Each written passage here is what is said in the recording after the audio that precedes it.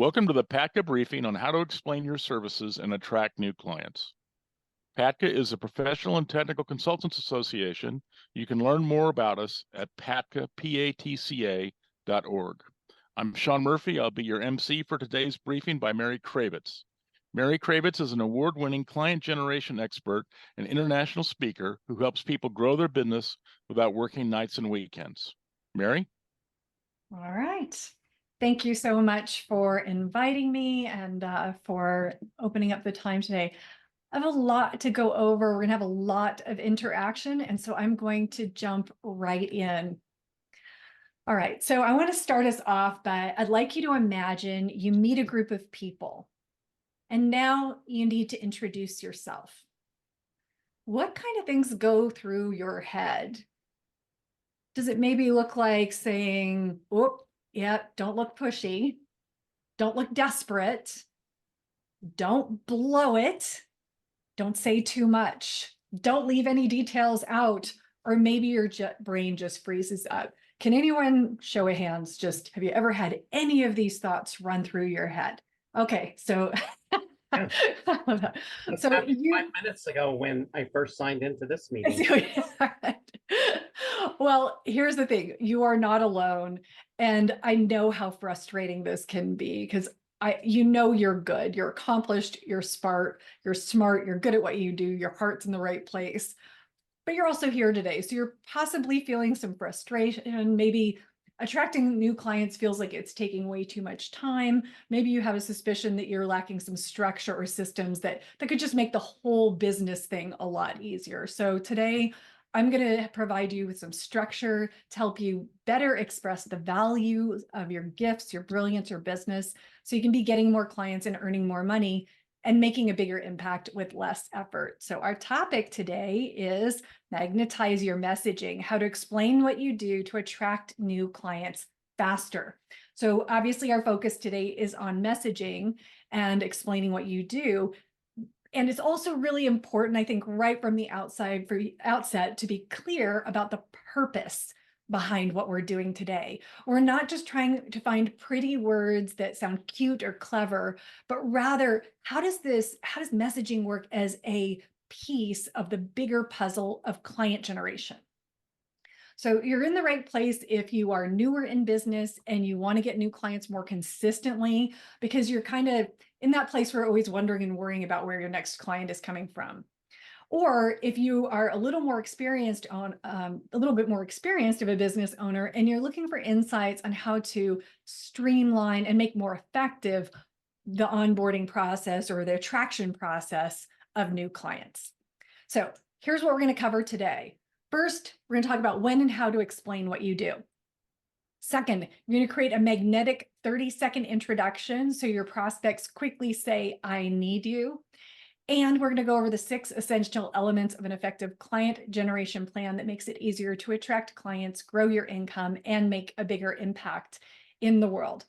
Now, regarding questions, I've made some time about halfway through for some Q&A. So I'm not going to break for questions as I'm going, or it's going to blow our timeline, and we're going to be here through our lunch hours. I don't think most of us scheduled for that. So I'll break at about after I do the second teaching point. And yeah, okay, that's all the housekeeping. Housekeeping is out of the way. All right, so now that we have that out of the way, I would like you to open up your chat window. Your little chat feature. And I'm going to ask you a question in just a second. I want you just to type in the first, 5, 6 words that pop into your head. All right, so here's the question. Why is this topic important to you? Why is this topic important to you? You are literally giving your most valuable resource, which is your time and your attention. So what makes this important to you? Why are you here today?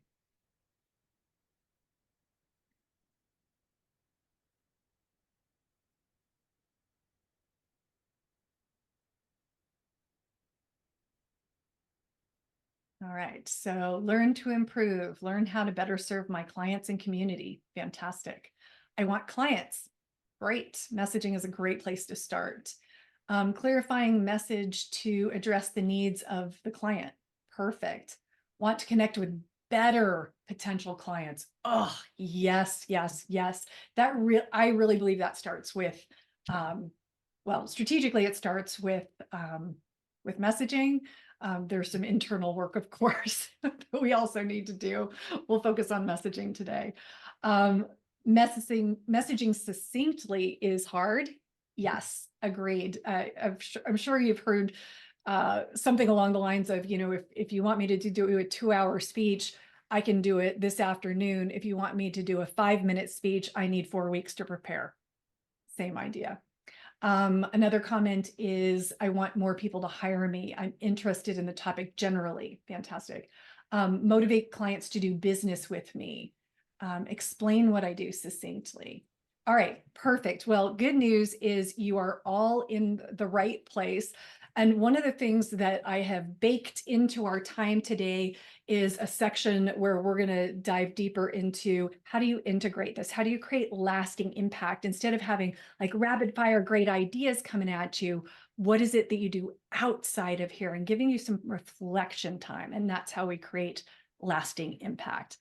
All right, so I am going to build this content from the ground up for you, and giving you a little bit of background of where it all comes from. That's always important to me, to understand who I'm learning from. I want to know that what I'm learning is not theoretical.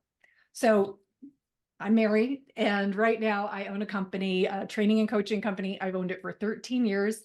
I've helped thousands of coaches and consultants and experts grow their businesses. But when I got started, it did not look like the successes that I enjoy today. It looked nothing like this. And you might be able to relate. So the first thing I did was I made the terrifying decision to leap out of a stable but soul-crushing work experience that I was having. But I was so excited. I was like, I am on fire. I am aligned with my values. I'm leveraging my strengths. I'm contributing to the prosperity of others. I was so excited. But I was also running in dozens of different directions. I wasn't charging what I was worth. I didn't even know what to charge. My efforts were all over the place. I was trying new things. I was pushing and pushing, working longer hours, adding more to my plate. And of course, what I know now is that getting a sharp focus on client generation would have been the way to go. But I had to learn the lesson the hard way. And for me, it came in the form of a health crisis. So in less than 2 years of running around like this, I completely burned out. I was diagnosed with adrenal exhaustion, and suddenly the time and energy I had to devote to this business was extremely restricted. And so as I was trying to figure out how to survive the crisis, I was all kinds of negative self-talk going on. But luckily, a voice broke through the chaos. And the question I heard in my mind is the first question I'm going to recommend you write down. The question was, what's working? That was it. What's working? I no longer had the time or energy to chase down the latest, greatest marketing trend or figure out what social media is doing with their algorithms this week. I needed to know that whatever I put my energy into, that was going to produce results consistently. And starting with that one question,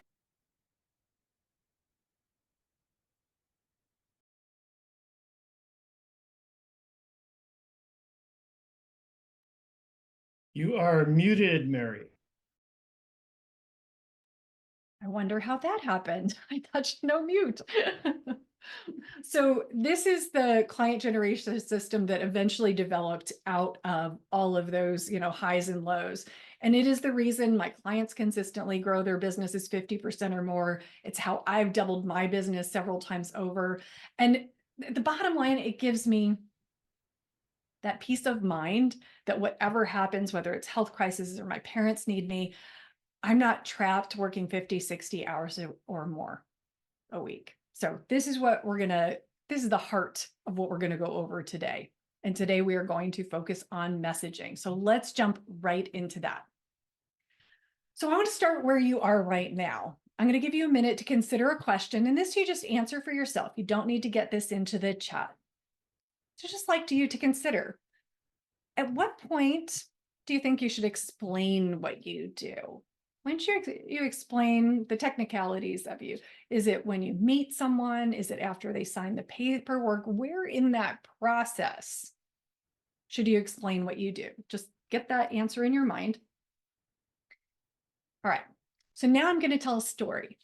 I want you to reflect back on the last time you brought your car in for repair. When you went to the garage, was it your goal to learn how to become an auto mechanic?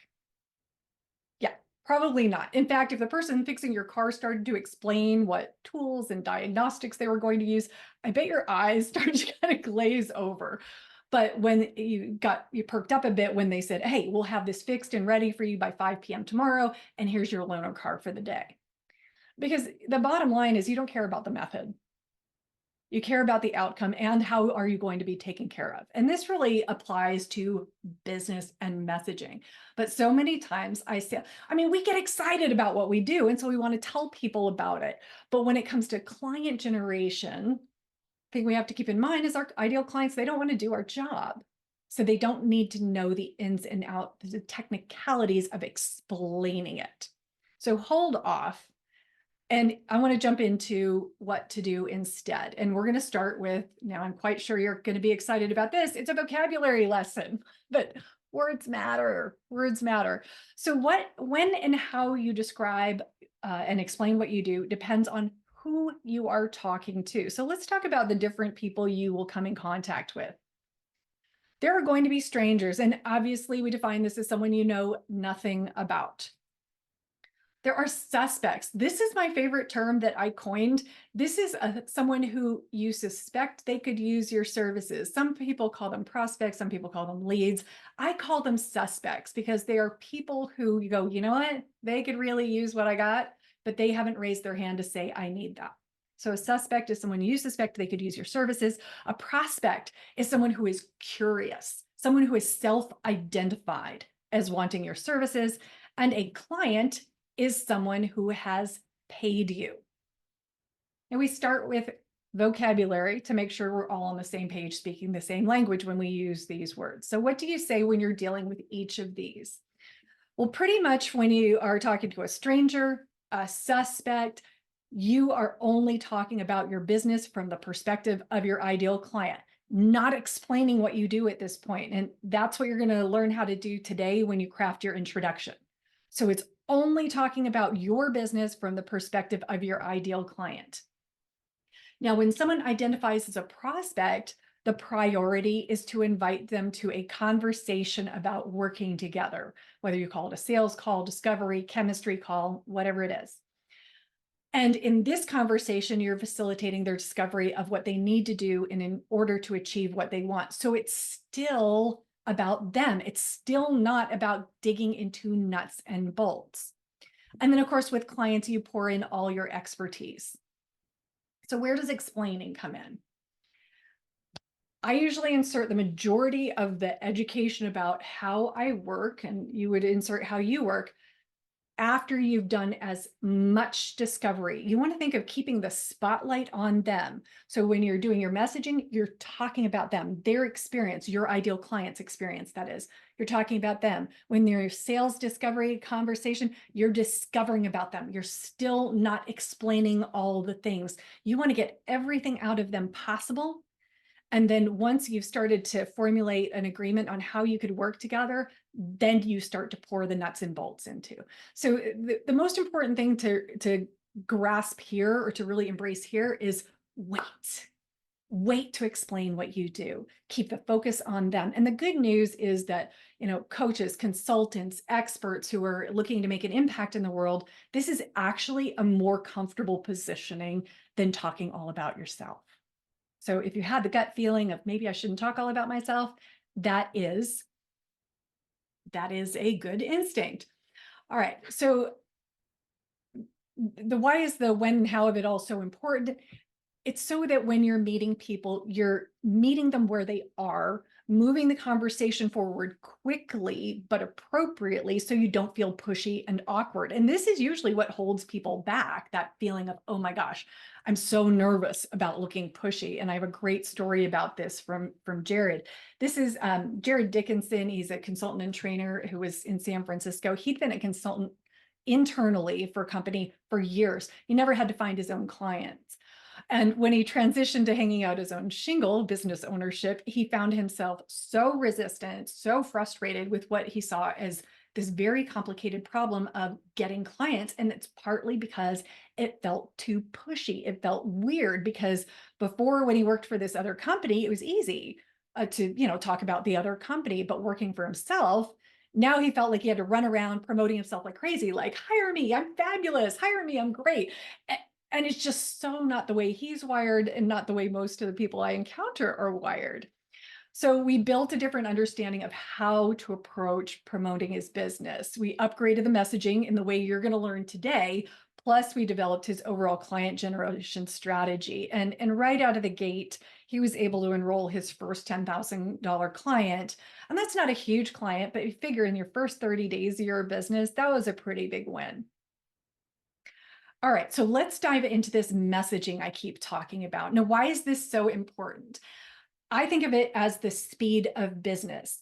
Have you ever had the experience where you meet someone in a networking event and you say, hey, I'm Jim, and how are you doing? And they're like, oh, and you have this great rapport. So you schedule a coffee or a virtual coffee.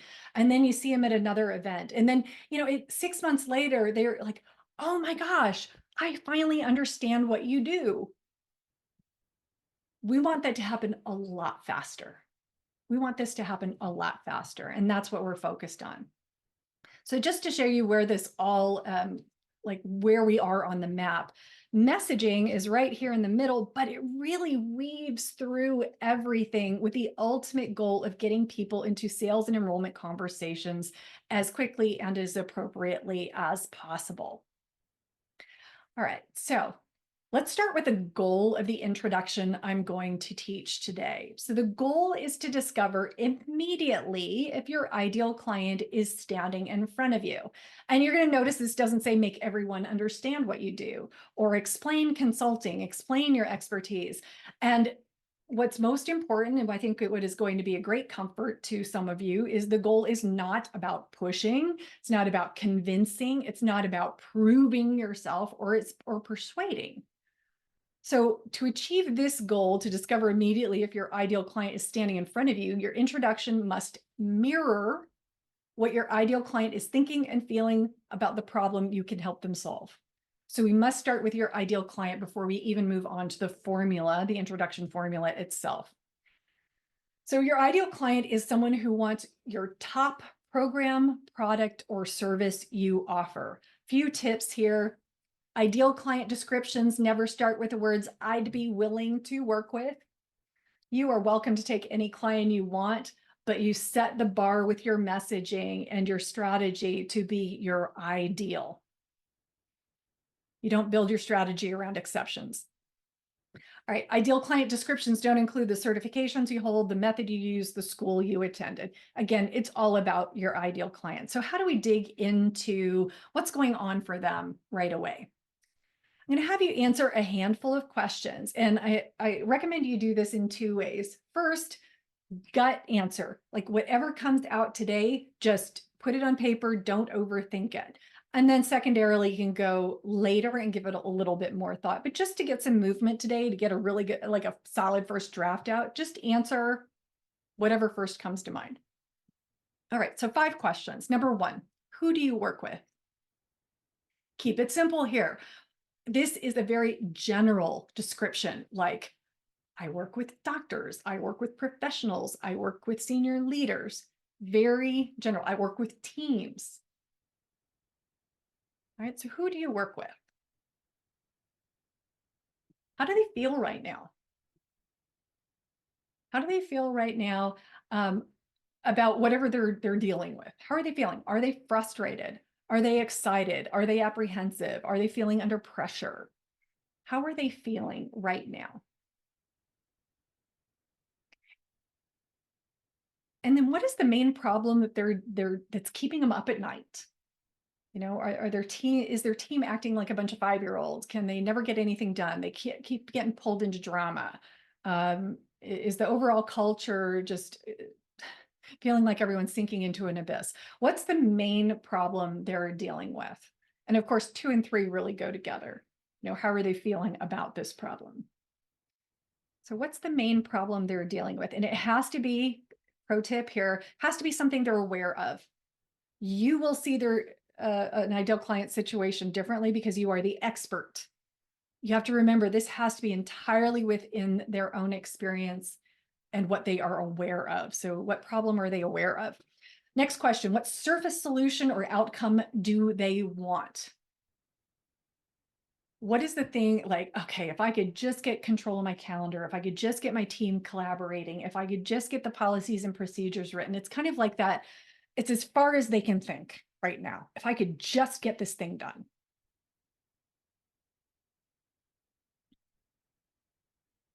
And then the last one is when they achieve that surface level thing, that number 4, what bigger outcome is now possible? Are they now able to spend the majority of their time with higher level strategic planning so they can reach their goals? Are they now able to get a promotion faster? Are they now able to buy their next company?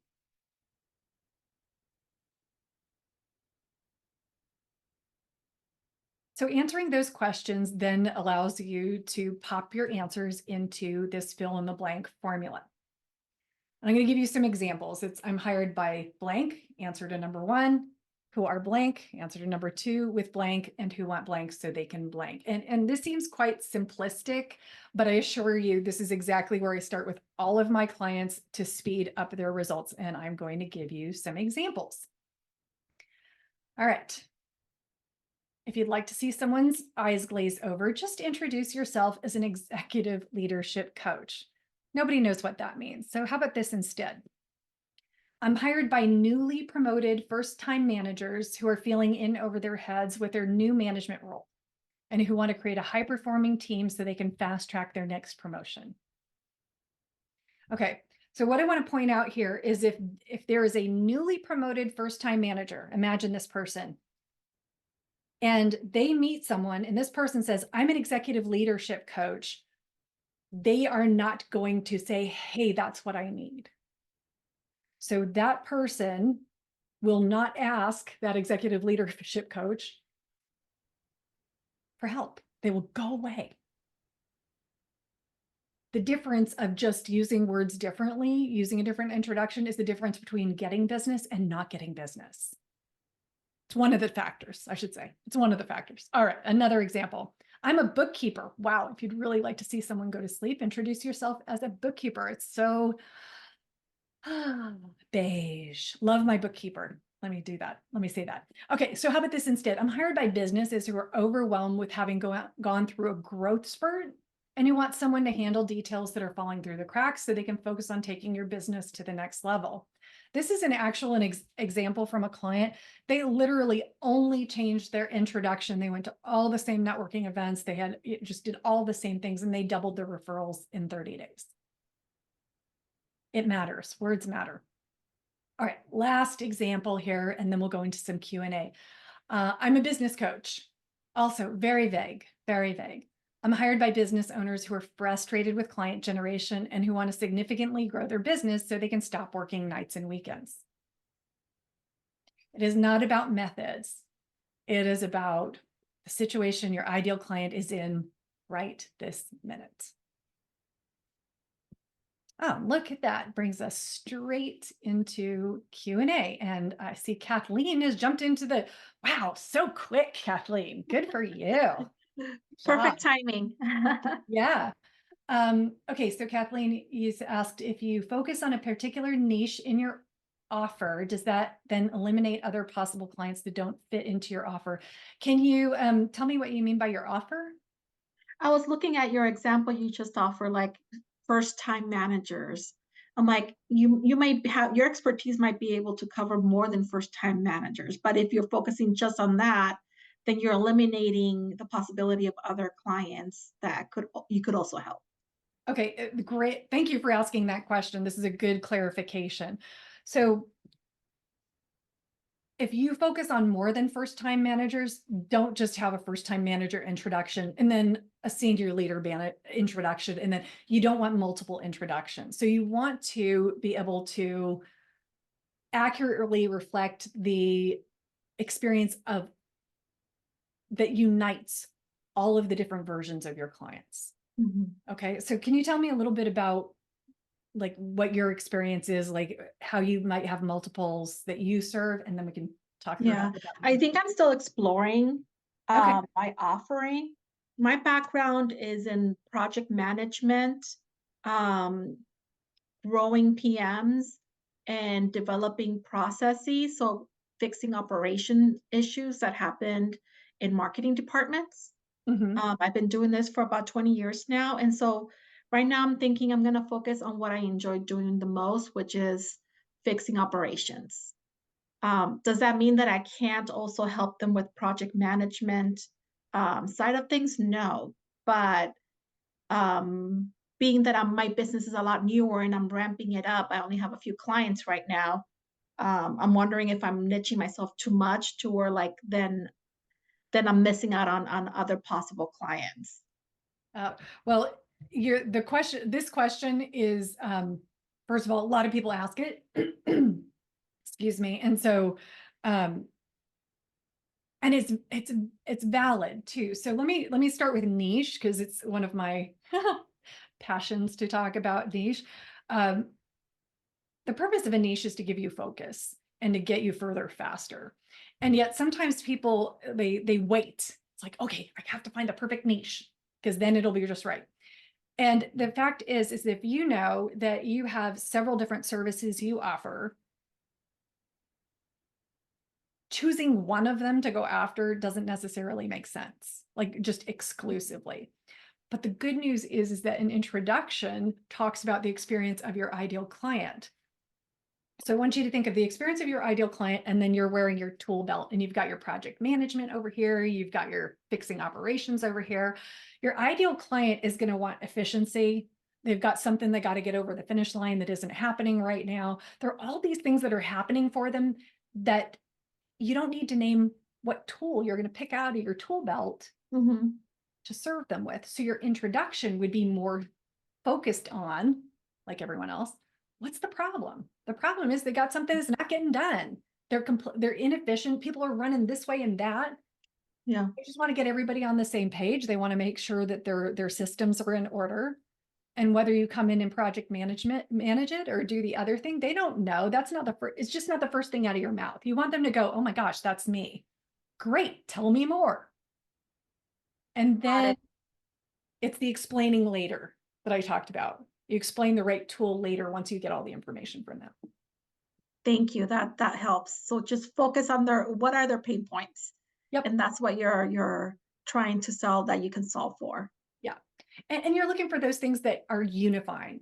Like, what are the people who, like, a lot of things I just kind of riffed off because I've worked with a lot of people in, similar kinds of things. So I know the background of some of this. You're looking for what are those similarities between them. Yeah. What are the same pain points? Now, one other thing to consider, and this is more for, I find a lot of people, they work with leaders and teams, and they're like, do I talk about teams? Do I talk about leaders? Well, a great thing to do is to decide which is your access point. Do you want to access point through leaders to the teams, or do you want to access the teams through the leaders? You can do both. You can even get both into your introduction, but generally strategically, starting with leaders and focusing on that is going to be more helpful to your clients, your client generation, than going, oh, I do leaders, I do teams, I do that. You become a moving target and it becomes hard to refer you. It becomes hard to know that person who's standing in front of you to know that you're the solution. Yeah, I'm targeting CFOs, VP of marketing, and CMOs. Right. Yeah. And so that's more about target market than messaging even. So that's where I think of client generation. I mean, we're going to go through some details, but I think of it's what to do, where to go, what to say. Mhm. Like, let's just boil it all the way down, and knowing what informs what. So the pain points, messaging, that's the what to say. Mhm. We are talking about CMOs, CEOs, CFOs, that's where to go. Mhm. Okay. Got it. Awesome. Thank you so much. I appreciate that input. You're welcome. All right. I see a comment from Sean.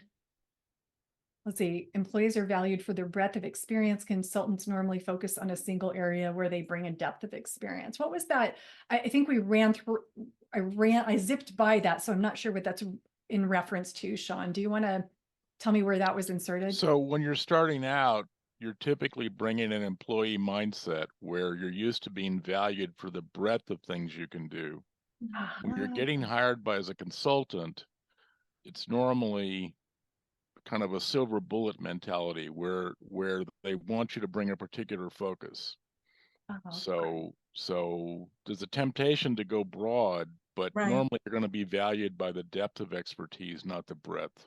That makes so much sense, Sean. I appreciate that insight.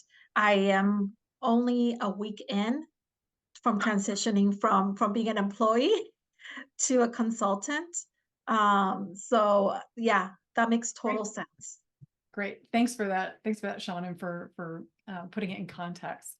Okay. Other questions or comments or aha? Let's see. Julie says, I'm hired by families, singles, and businesses who are tired of clutter and disorganization to help them create a home or business that functions better so they can focus on the things that matter most to them. Okay. So guess what, Julie? You said the dirty word. The dirty word is or. By the way, this is great. Thank you for putting this out there. I always think it's brave when someone's willing to put their words out there. So let me just acknowledge that. So the word or, why don't you think about, you've got someone's attention and you're saying words and they're following, and then you say or, and this is where their attention goes. This or that, this or that, this or that. So I would avoid that occasionally for my clients. I give a special blessing dispensation for it because strategically it makes sense. For the most part, in general, avoiding or. The other is I would list less of not doing lists, hired by families, singles, and businesses. We don't need that much detail. Like if I'm a single and you are talking about clutter and disorganization, whether I'm single or I have a family, it's just, I'm going to identify either way. So I would say,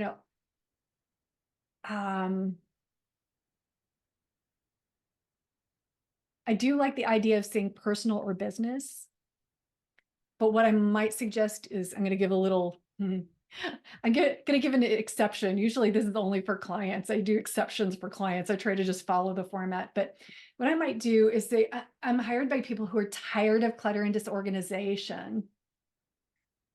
And what they want is their home. They want their environment to function better. So they focus on the most things that matter most to them. Okay, so I just cut out a bunch of words.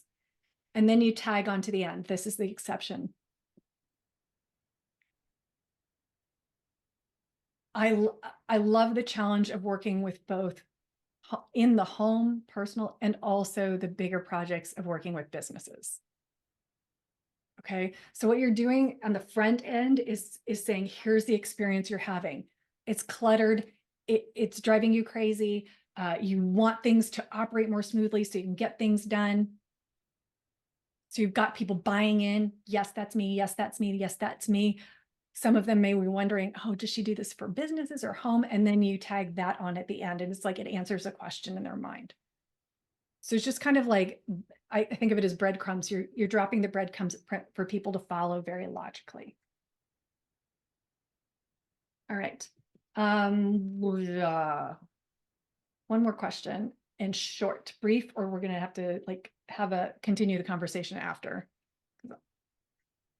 I just wanted to share my offer to see if it was like, I guess, very easily to understand from anybody that might not be part of the industry, for example, as I start networking with people from maybe outside my industry.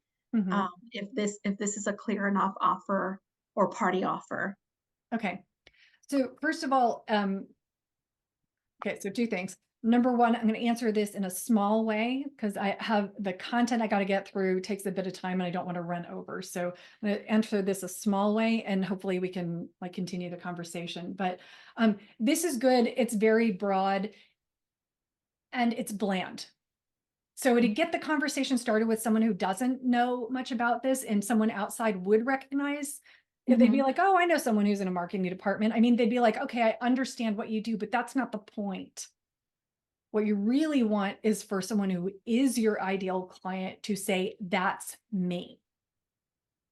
And that's usually requires like getting a little bit deeper into the pain point, making it a little more about what are they suffering with? What are they, you know, on a day-to-day basis, they can never get to, what's falling through the cracks. It just has a little bit of a different, I guess, intensity is a way Got to it. say it. Okay. Thank you. I'll keep working on it. You are well, yeah. And by the way, it is an ongoing process. I mean, I work with my clients and sometimes we're working on their whole client generation plan and we're just iterating it week over week and it just takes what it takes. All right, so before I go on to the next piece, one thing that is a big part of messaging is it's about, there's two things. So top ways that consultants, coaches, service industries like yourself, they get clients is through number one, referrals, and number two, through speaking. Those are just the top two ways that people attract clients. And messaging is just really integrated into both of those tactics. So what I would like to do is to serve you beyond, just, okay, get the introduction right, get some ideas about client generation. I'd love to like equip you with that kind of next level of being able to attract clients by diving into those tactics of referrals and speaking, if they are something you want. And so I have a couple courses that I'm going to give them as a gift, just because we don't have time to dive deeply into them here, but it would really be the logical next step for you. So I've got a course called Referral Generation Made Simple. It's got email templates. It's got the process. It's got, what's the difference between relational referrals and transactional referrals, all those checklists, all the good stuff. If you would like that, I'll let you know how to get it. And then the other one is fill your speaking calendar, because so many people they want to speak, but don't know how to get on stages. So that's that first hurdle. Messaging is baked into all of that. So if you would like those, again, this is my gift to you. It's a way for us to stay connected moving forward too, is you can just send me an email. We're going to go super low tech here. Just send me an email to mary@simplygetclients.com. It's right here. mary@simplygetclients.com with the subject line smile. I'm going to put that into the chat. Hang on just a sec. Okay. And and if you're listening to the recording or listening to the replay, please reach out. My team is trained to respond to this kind of inquiry. So you're welcome, even if it's a month, 2 months, 6 months later, you're welcome to reach out for that. Okay. All right, I am going to keep the ball rolling on this whole generation of attracting clients. Yes. All right.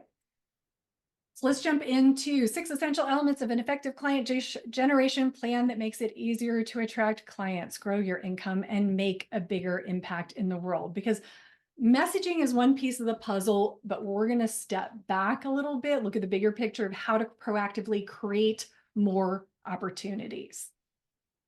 And so that's where this gorgeous graphic that you will never be able to get out of your mind, you're welcome. That's where this comes in. So we're gonna do is, instead of going into an 82-part masterclass on this, so I want you to assess where you are right now. So we're going to start with a simple assessment to understand where you are right now with your client generation plan, because there are some of these things you already have. Other things need to be tuned up, but in the messy crush of business, sometimes it's hard to tell which is which and which you need to focus on. So I'm going to go through each of these, and then you're going to assess how clearly defined each is in your business on a scale of 1 to 10. 1 is low, suboptimal. 10 is 100% dialed in. So I'm going to start over here on the left with values and vision. All right, so when you have your values, your vision, your why completely clear, you create a sense of clarity and conviction. This gives you the courage to ask to be paid what you're worth. It gives you the willingness to put yourself out there in a bigger way, even if you're risking rejection. So this is just for you, by the way. When I ask you to do this assessment, don't put it in the chat. It won't make any sense. So on a scale of 1 to 10 for this first element, are you clear about your values, your vision, and your goals? 1 is low, 10 is high. Next is pricing and packaging. So when you know that your pricing reflects the value of your services, when it's aligned with your financial goals, your packages are clearly defined, you're not going to get tripped up when it comes to the money part of sales discussions. That's important. So on a scale of 1 to 10, bottom line question is, are you clear and confident that your pricing is where it needs to be for you to reach your financial goals without overworking?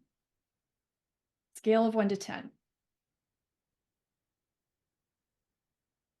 Next is ideal client clarity. We talked about this. Remember, your ideal client never starts with the words, "I'd be willing to work with."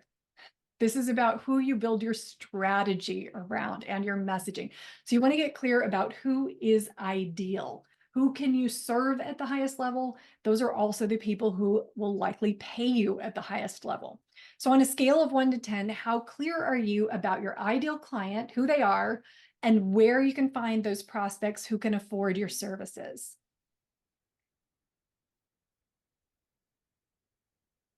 Next is magnetic messaging. We discussed this together in detail.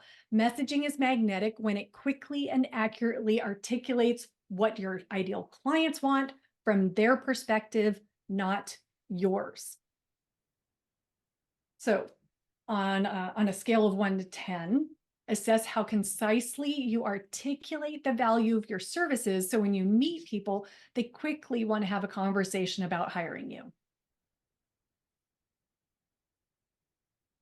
Next is lead generation. Now, what's most important here is that you define and then implement a very specific set of actions that lead directly to sales conversations. Lead generation is not just about being visible or like putting yourself out there. And the great thing is when these actions are clearly defined, you stop worrying about where your next client is coming from, or if you're doing the right things, or if you're doing enough things. When your lead gen is operating at a 10, you can actually do something remarkable. You relax. You know that the leads are coming in month after month. So on a scale of 1 to 10, how confident are you about your ability to bring in new leads consistently? And last but not least, can you confidently convert a prospect into a paying client? This is sales and enrollment. So do you have a sales process in place that removes a lot of the guesswork of how to have the sales conversation, how to get to decision makers, how to navigate the multiple decision makers so that your proposals don't get bogged down by bureaucracy?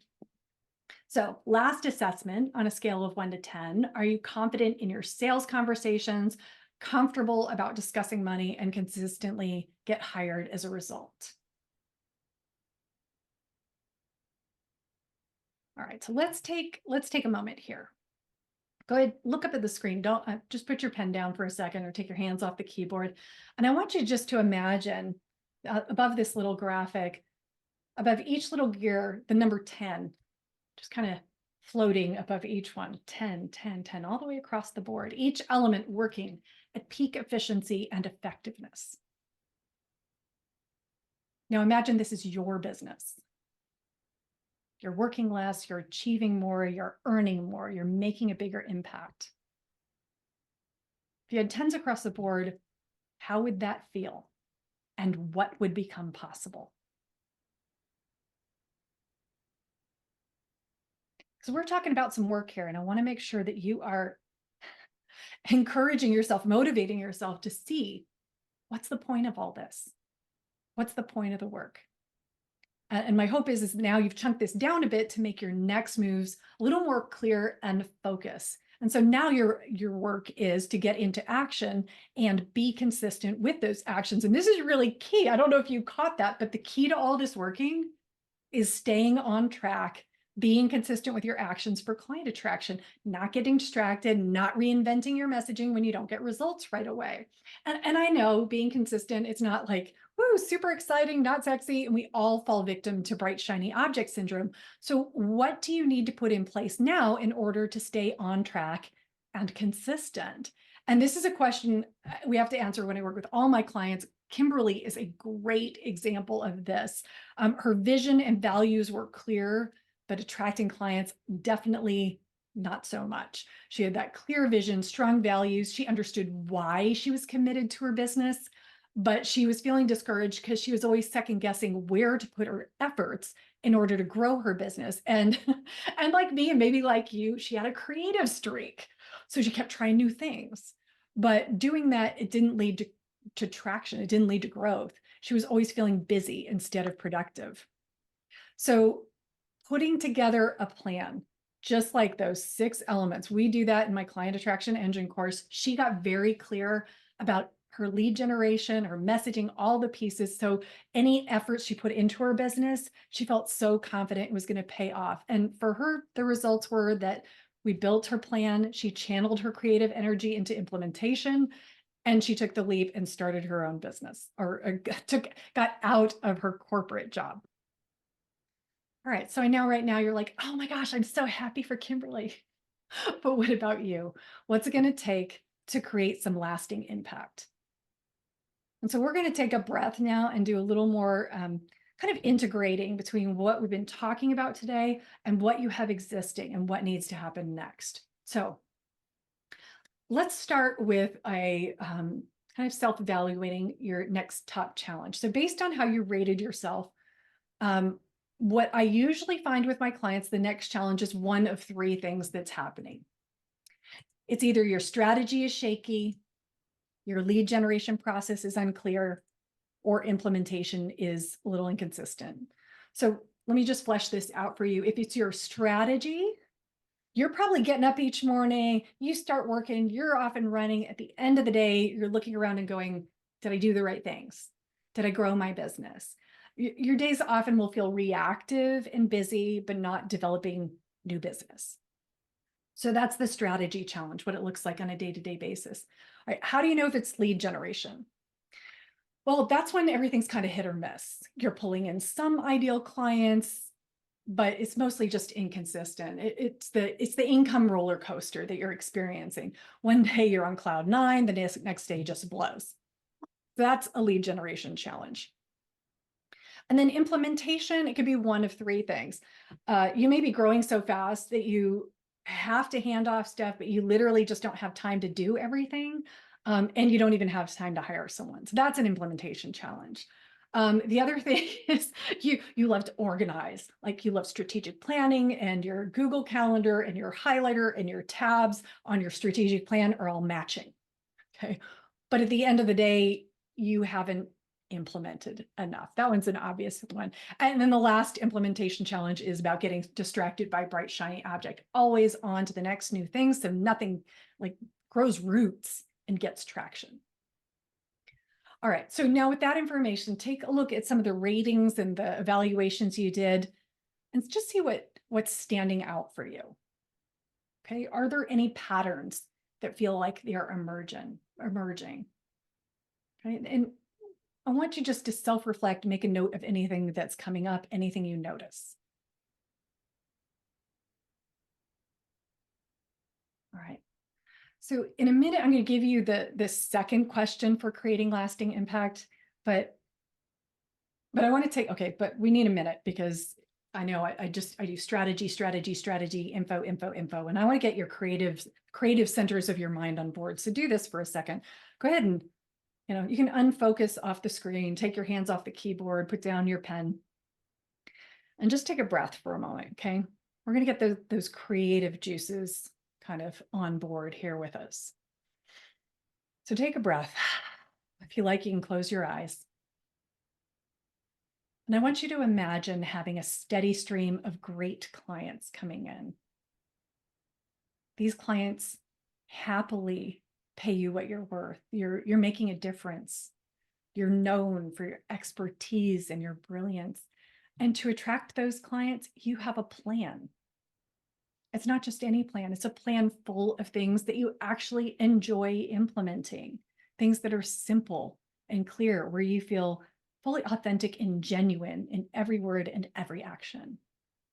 You know what to do, you know where to go, and you know what to say to take prospects from a handshake to signing on the bottom line as a client. And you do this with confidence and with consistency and with ease. Take another deep breath. Get that really in your mind. All right, now open your eyes. Is that a vision you could get behind? Yes? I hope so. Okay, now we're all creatively juiced up and ready for the second question. And it's simple, but it's big. So at this point, what is your plan? What is your plan to address your biggest challenge or to get tens across the board with client generation? And how does that integrate into your current business? Now, if this is bringing up some stress for you, don't worry. I'm going to show you how you can get some help in a minute, but get started now. Just jot down the first few ideas that pop into your head to get that plan started. I'm going to give you just a 30-second window to jot down and not overthink. What's your plan?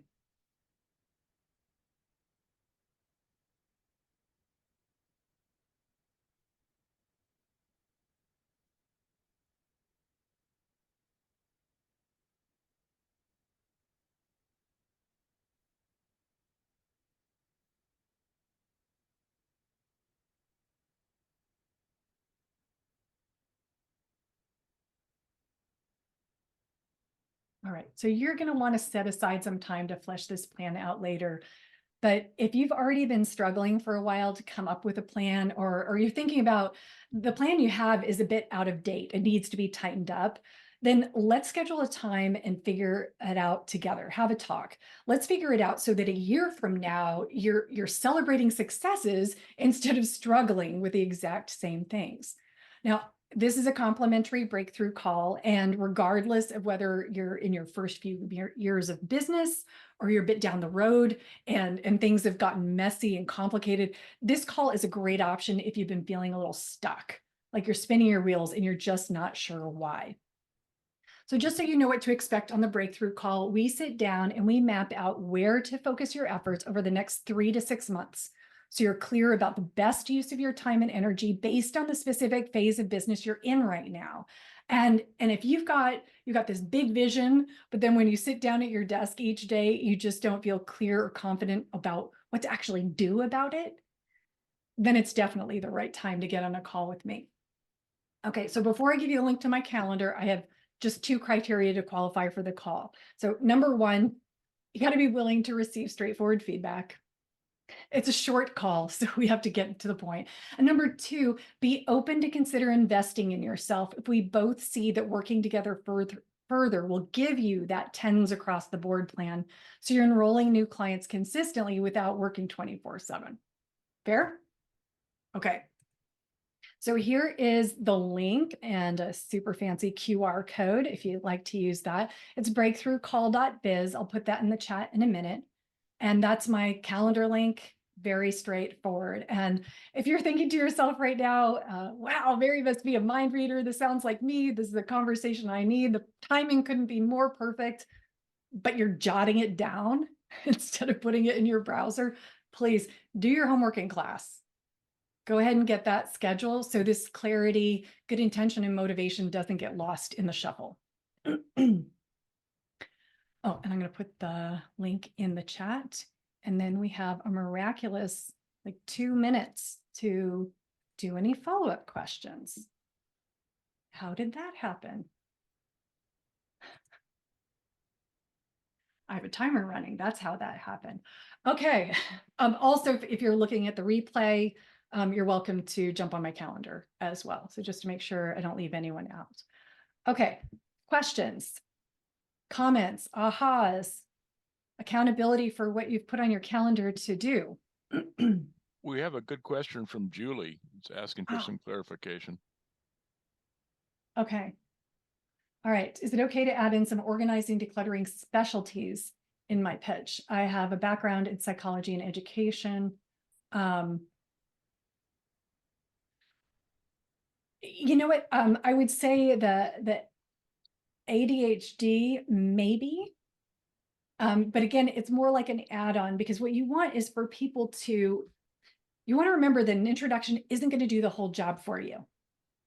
It's not going to get their attention, have them book a call. It's not going to do everything for you. So you want to think, what is the smallest number of words I can say that makes people say, that's me?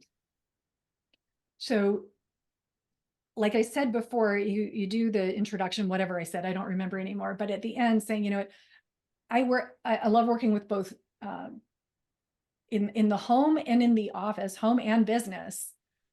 And I particularly love to serve people who struggle with this because they have ADHD, OCD, or autism. Like, you've got to keep it tight.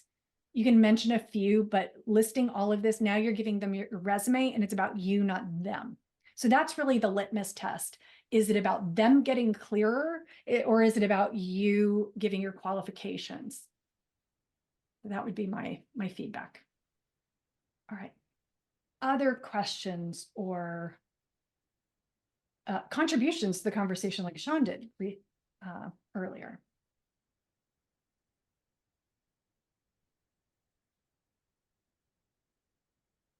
Or an aha or best takeaway. I always love to hear that. It helps me to make sure not to leave out the stuff that sometimes I weed out of presentations when I hear something's a favorite bit.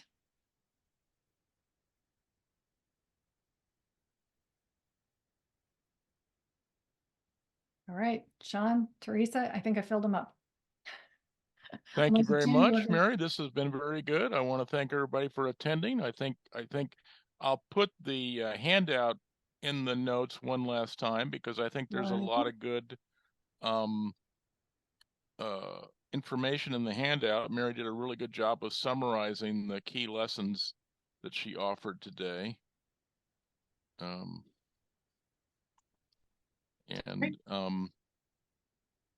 I think we'll end promptly at noon as promised. What? That's crazy. Thank you all. All right. Thank you all. And I look forward to talking to some of you in the future. All right. Bye. Bye.